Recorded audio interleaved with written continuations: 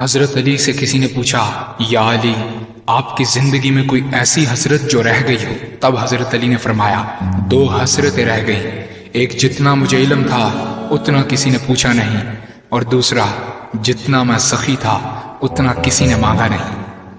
آپ نے فرمایا، زندگی کے 3 سنہری اصول ہمیشہ یاد رکھو۔ ایک یہ، اس سے ضرور معافی مانگو جسے تم چاہتے ہو۔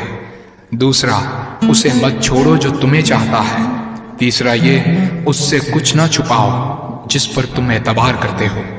آپ نے فرمایا، دوست سے سنبھل کر دوستی کرو، ہو سکتا ہے وہ کسی دن تمہارا دشمن بن جائے، اور دشمن سے سنبھل کر دشمنی کرو، ہو سکتا ہے وہ کل تمہارا دوست بن جائے۔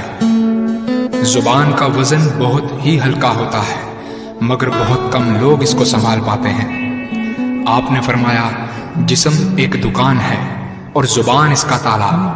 جب تالا کھلتا ہے تو معلوم ہوتا ہے کہ دکان سونے کی ہے یا لوہے کی۔ زندگی تیز ہواؤں کی مانند ہے، جس نے اس کی آندھیاں برداشت کر لی وہ کبھی غم کی گھٹا نہیں دیکھتا، سر سبز و شاداب باغ دیکھتا ہے۔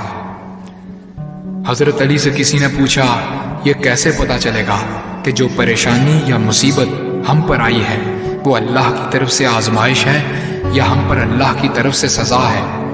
آپ نے جواب دیا، جو مصیبت تجھے اللہ کی طرف لے جائے وہ آزمائش ہے، اور جو مصیبت تجھے اللہ سے دور کر دے وہ سزا ہے۔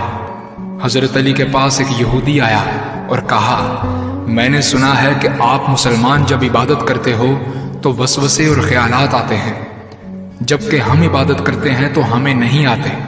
حضرت علی نے جواب میں فرمایا، اگر ایک گھر فقیر کا ہو اور ایک گھر امیر کا تو چور کہاں جائے گا؟ یہودی نے کہا، امیر کے گھر میں۔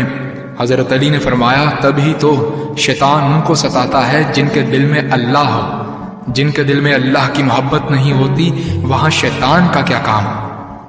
آپ نے فرمایا، جب تمہاری جان کو خطرہ ہو تو صدقہ دے کر جان بچاؤ، اور جب تمہارے دین کو خطرہ ہو تو جان دے کر دین بچاؤ۔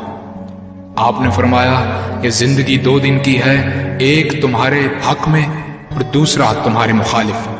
جس دن تمہارے حق میں ہو اس دن غرور مت کرنا، اور جس دن تمہارے مخالف ہو اس دن صبر کرنا۔ کسی کی مدد کرتے وقت اس کے چہرے کی طرف مت دیکھو، ہو سکتا ہے اس کی شرمندہ آنکھیں تمہارے دل میں غرور کا بیج بو دیں۔ 3 چیزیں ایمان کو تباہ کر دیتی ہیں، امیروں کی محفل، عورتوں کی صحبت اور جاہلوں سے بحث۔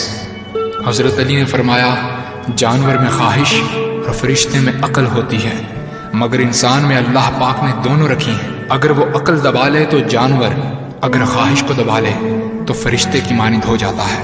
آپ نے فرمایا، اپنے جسم کو ضرورت سے زیادہ مت سنوارو، اسے تو مٹی میں مل جانا ہے۔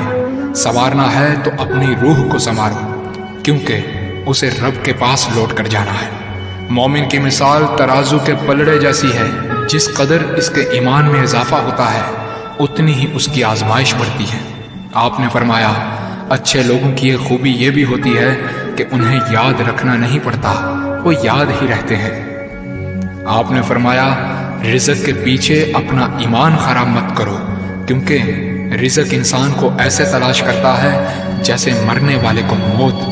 حضرت علی نے فرمایا، رشتے خون کے نہیں احساس کے ہوتے ہیں، اگر احساس ہو تو اجنبی بھی اپنے ہو جاتے ہیں، اگر احساس نہ ہو تو اپنے بھی اجنبی ہو جاتے ہیں۔ ایک مرتبہ قصاب آواز لگا رہا تھا، تازہ گوشت ہے لے لو۔ وہاں سے حضرت علی کا گزر ہوا، قصاب نے آپ سے کہا، تازہ گوشت ہے لے جائیں۔ حضرت علی نے فرمایا، آج میری جیب اجازت نہیں دیتی۔ قصاب بولا، میں آپ سے ادھار کر سکتا ہوں۔ اس سے آپ نے ایک بہت حکمت سے لبریز جملہ ارشاد فرمایا۔ آپ نے فرمایا، یہ ادھار میں اپنے پیٹ سے کیوں نہ کر لوں، جس کو میں جنت میں اس سے بہتر غذا کھلا سکتا ہوں۔ حضرت علی نے فرمایا، لفظ انسان کے غلام ہوتے ہیں مگر صرف بولنے سے پہلے تک، بولنے کے بعد انسان اپنے لفظوں کا غلام بن جاتا ہے۔ آپ نے فرمایا، کوئی تمہارا دل دکھائے تو ناراض مت ہونا، کیونکہ قدرت کا قانون ہے، جس درخت کا پھل زیادہ میٹھا ہوتا ہے لوگ پتھر بھی اسی کو مارتے ہیں۔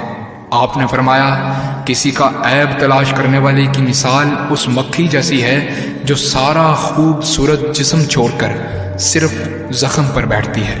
آپ نے فرمایا اچھا دوست چاہے کتنا برا بن جائے کبھی اس سے دوستی مت توڑنا، کیونکہ پانی چاہے کتنا بھی گندا ہو آگ بجھانے کے ضرور کام آتا ہے۔ آپ نے فرمایا زندگی کے ہر موڑ پر صلح کرنا سیکھو، کیونکہ جھکتا وہی ہے جس میں جان ہوتی ہے، اکڑنا تو مردے کی پہچان ہوتی ہے۔